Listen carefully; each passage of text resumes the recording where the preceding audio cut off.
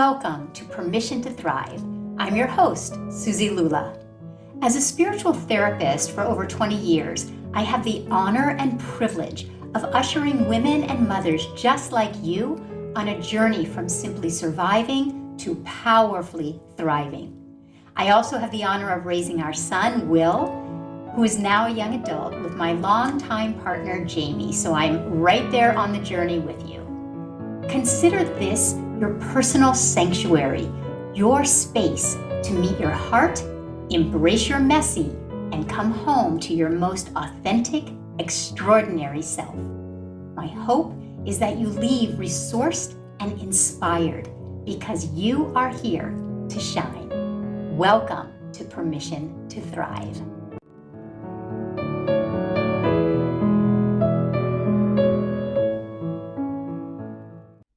Welcome, Thrivers! Today's episode is with my life partner of almost 25 years, Suzi Lula. In addition to being my life partner and extraordinary father to our son, Will, I must say, Jami is a one-in-a-million singer-songwriter, and you'll get to hear him at the end of this episode. In this episode, we give you a peek behind the curtain of our 25-year relationship.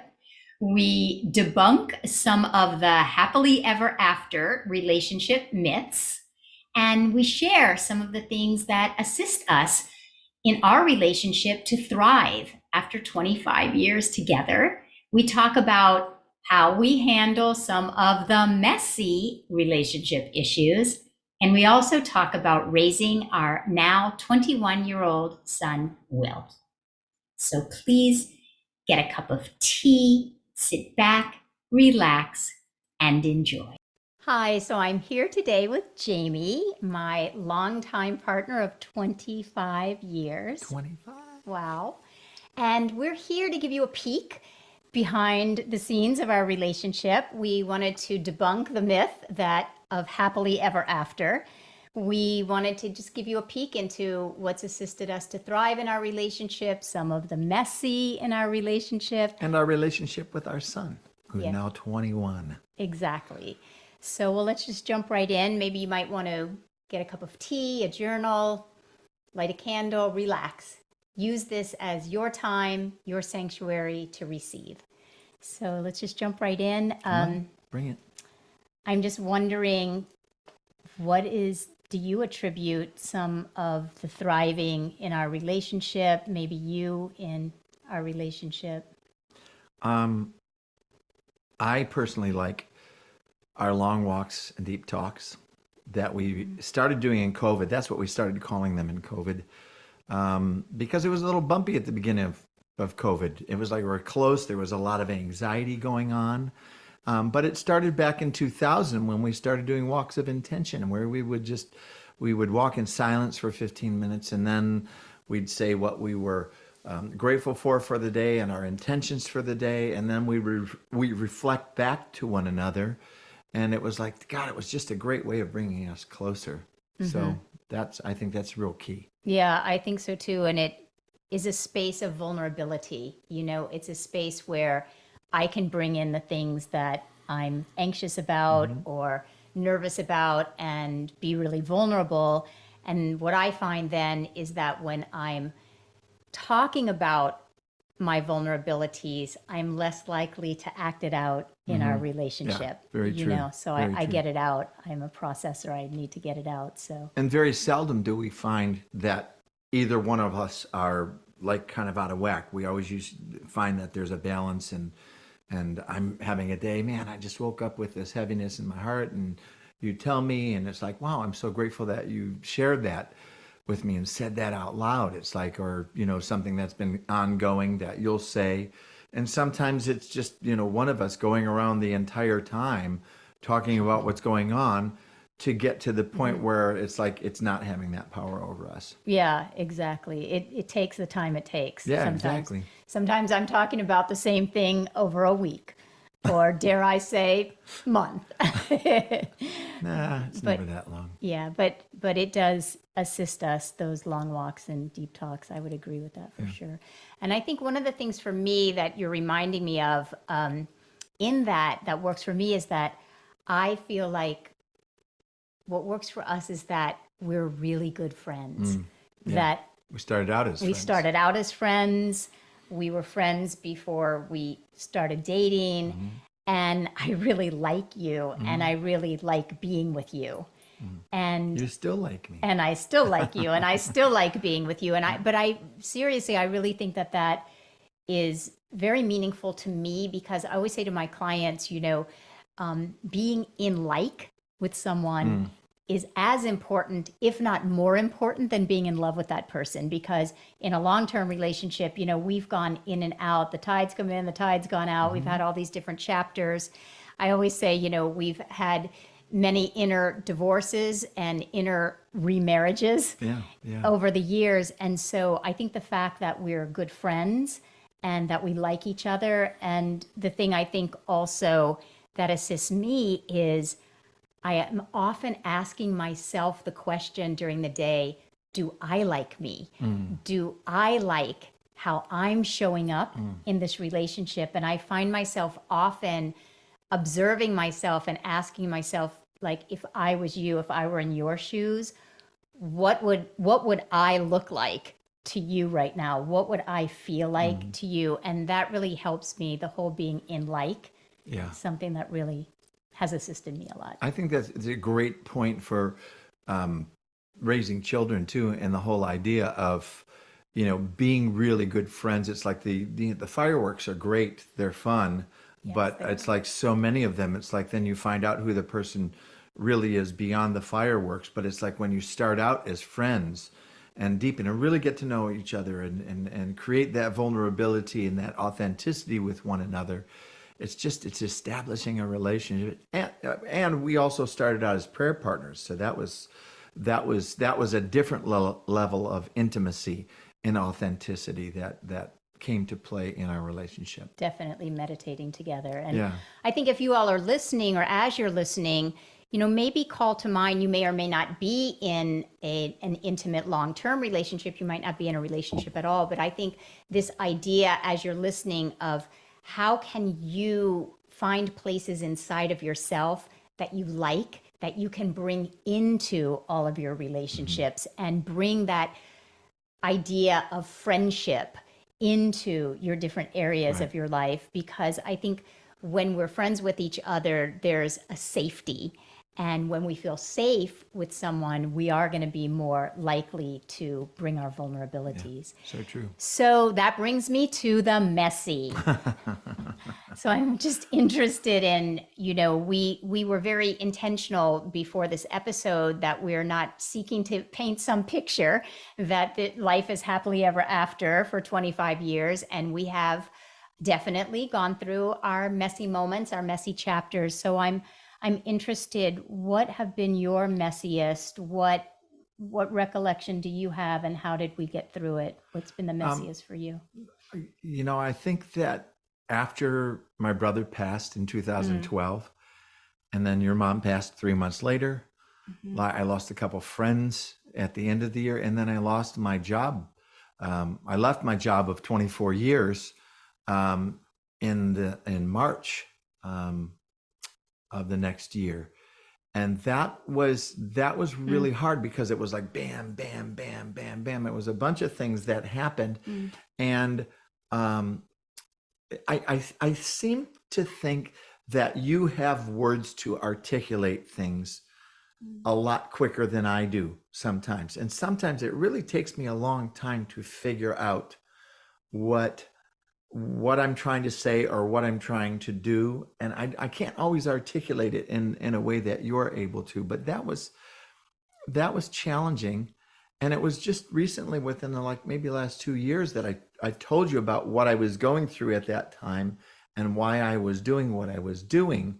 And you were like, oh, well, that makes sense. But I didn't know that, but I didn't have the words. But you allowed me the dignity of my own process to just go through it and process it. And you really encouraged me to grieve the loss of my brother, as I encouraged you to grieve the loss of your mother, and then losing my job. It was a string of events that happened that any single one of them could be pretty heavy on a person's life. So yeah, Yeah, and I think that is one of the differences in genders between men and women. I think we're such processors, and obviously I do it for my living, so I'm used to articulating a process, and I do believe that just giving someone else almost the gift of space, and I think what you're saying is so important because the messy isn't always cleaned up in a moment, in a week, in a month. I mean, that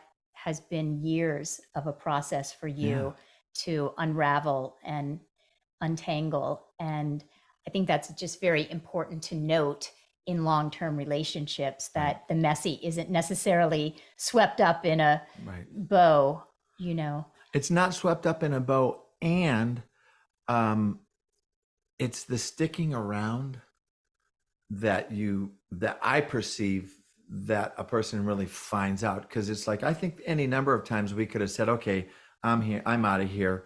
And I've done it before in my relationships, but then I look at the relationship, the friendship that we have, the parenting that we have, on so many different levels. And it's like, wow, it's like, I don't want to, it's like, this is, we've gone too deep to allow this to get in the way of that. And then invariably we just continue to deepen in our relationship. And it's so powerful that I think a lot of people miss out because they're not willing to drop to those depths. Because sometimes it's hard. Yeah, yes. And I also think, though, we have such a stigma in our culture about divorce and leaving and completing relationships. So I also just want to say very clearly that we happen to have stayed together and that worked for us. Right, exactly. But if you're being called to complete a relationship, that can be equally as powerful. And I think learning to discern, because we've each had our own moments of learning to discern, is it my time to leave? Are we complete? Am I complete? Am I feeling called to stay and go deeper? I've asked myself that many times in our relationship. Yeah. And I think that's an important question to ask in relationship is, am I complete, or is there more for me to learn here? And is there a way to take and complete without going through anger, and just to be able to come together to have that intimacy and that relationship where you can come together and it's like, I feel like we're complete, which is a whole different episode. But I think it's, where it doesn't have to become we should have an episode on that. Okay. I'm going to move into my own messy and get a little vulnerable here, because I believe my messier has been messier than yours. My messier's messier than yours. I think that some of the messiest moments for me in our relationship have been, I've had a pattern over the years that I've worked with of wanting you to be my knight in shining armor and take care of me. And while I'm very aware that that comes from my relationship with my mom, and as a young little girl, so wanting her to take care of me and so feeling like I wasn't being taken care of, that I certainly know that I have put it on to you to please take care of me. And that has come across in very unflattering ways. I've really wanted you at different times in our relationship to be different than who you are and to show up different. And I've judged you and all the things. And the reason I wanted to share that, is hopefully that other people can relate, but also because I've come to know that the messy in our relationship reflects often that which is unhealed from before we ever met the person. So most of the messy that I've brought into our relationship really has nothing to do with you.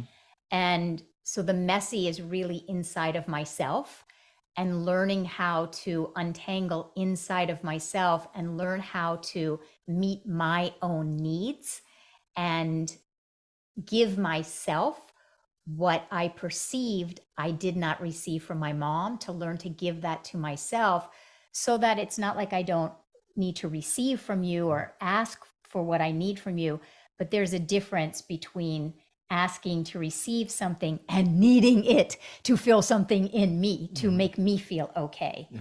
So I wanted to out myself on that. And I think there are ways in our relationship in the past where my unhealed relationship with money and how that stemmed from my past, and your unhealed relationship with money and how that stemmed from your past, put them together, and it just made a really messy knot. And I think that's been something that I feel the most proud of, actually, in our relationship, that you have untangled your own knots around money, I have untangled mine, and we can now really work together in a different way. But I just share all of that to share that the messy has to do with what we're bringing in. And so when you can really learn to untangle your own inner knots. So if you are listening and just thinking about your own messy, perhaps think about how whatever messy is showing up in your life right now, it is the result of something that came far earlier than your current situation. And how, if you untangled that messy, it might bring some breath and spaciousness into your current relationship, whatever that is. It kind of reminds me of our last topic. Will? The idea of will, and that idea of catching myself parenting him and going, that's not my voice. That's the voice of my parents. And it's like wanting to do something different. So if you wanted, maybe jump right in. What has been your biggest, that sounds like it is with Will. So Will is in college now. He's a young adult. He's 21.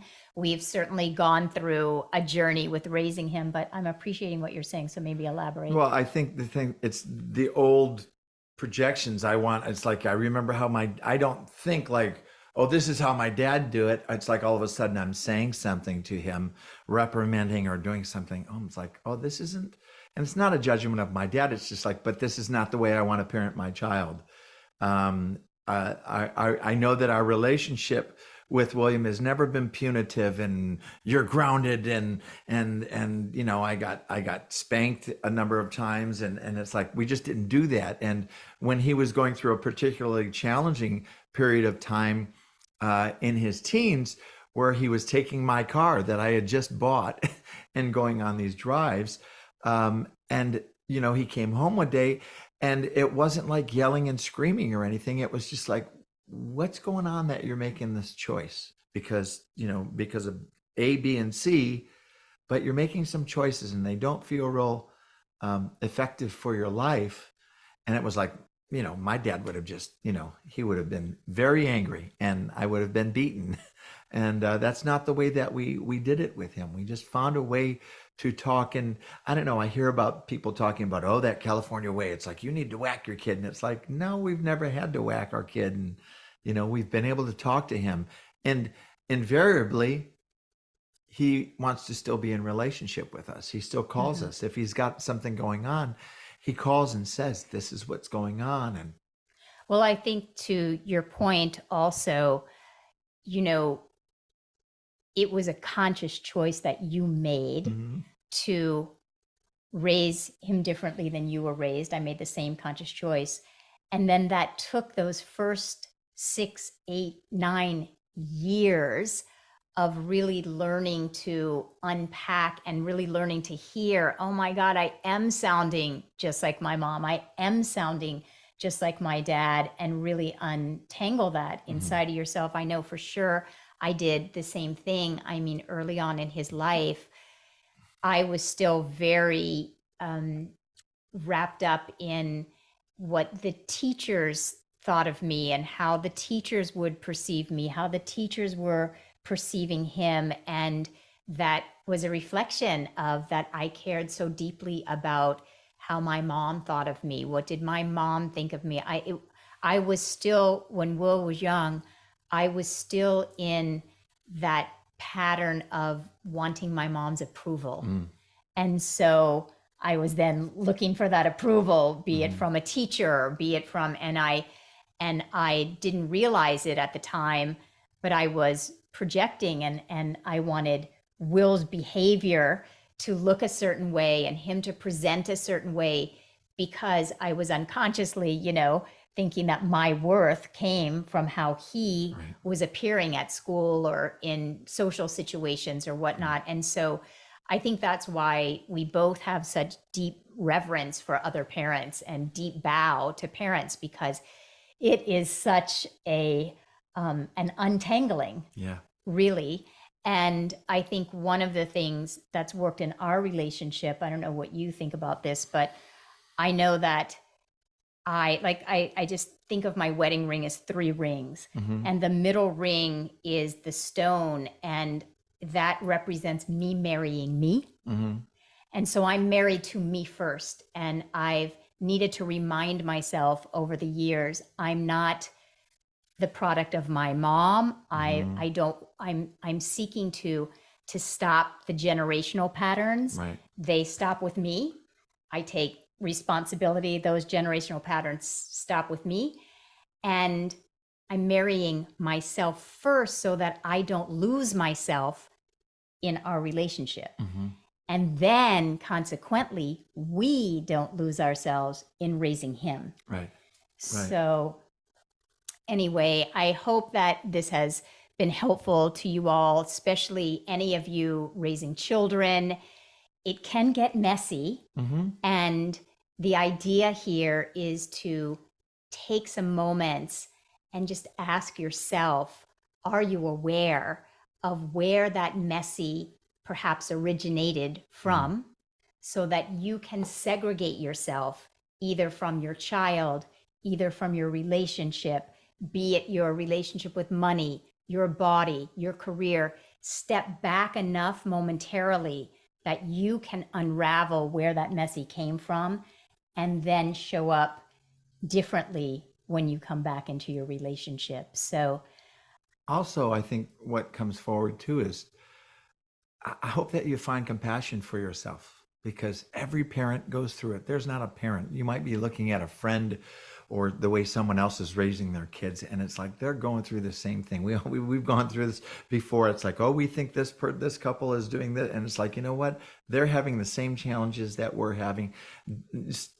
Sometimes similar, sometimes dissimilar, but we're all having it. We're all having to navigate this. So I would hold that you would have compassion for yourself, not only relationship with your child, but your relationship with your spouse. It's so understandable that you should feel this way, because, you're making new rules. You're starting a new way of being with one another and with yourself. So, yeah. So if any of this does resonate with you and you have questions and you want to have them answered, just write to podcast@SuziLula.com. And maybe we'll come back. We were thinking maybe come back once a month or so and answer some questions, dive deeper. We're just barely scratching the surface. And the last thing I want to offer is the quality of safety.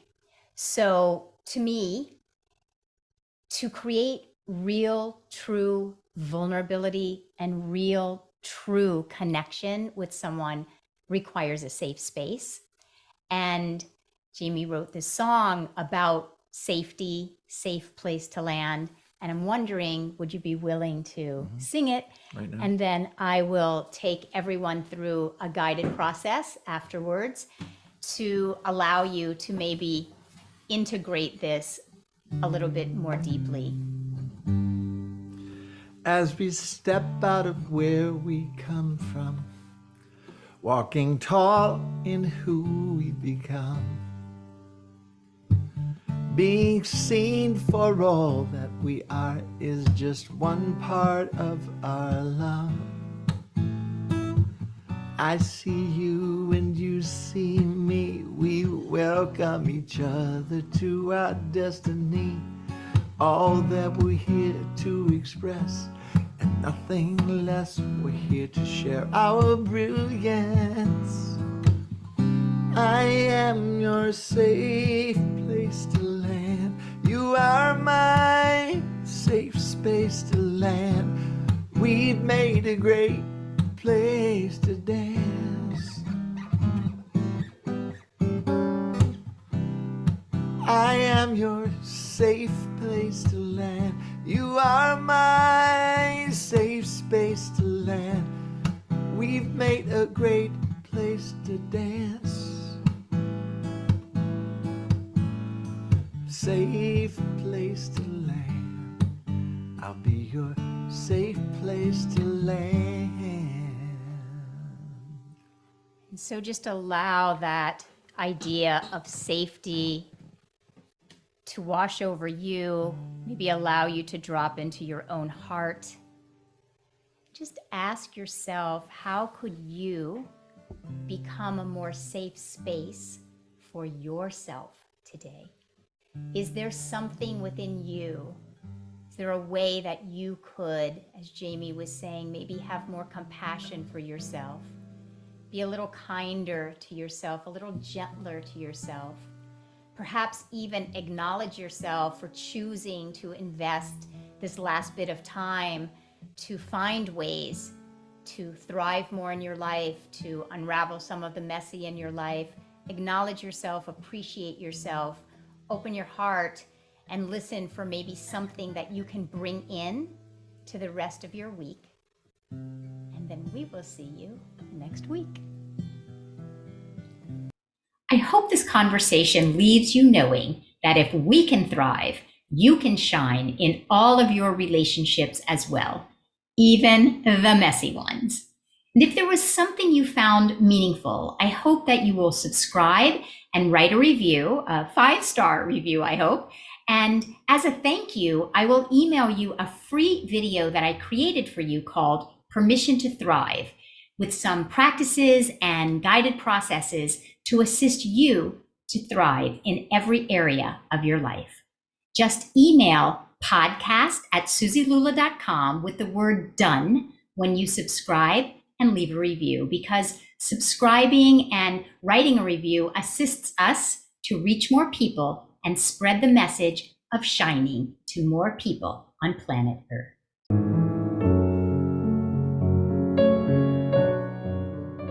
Thank you so much for listening. If there was something in this conversation that spoke to you, we'd so appreciate it if you would take the time to subscribe, leave a 5-star review, and share this episode with women and mothers you know, because you are here to thrive. See you next time.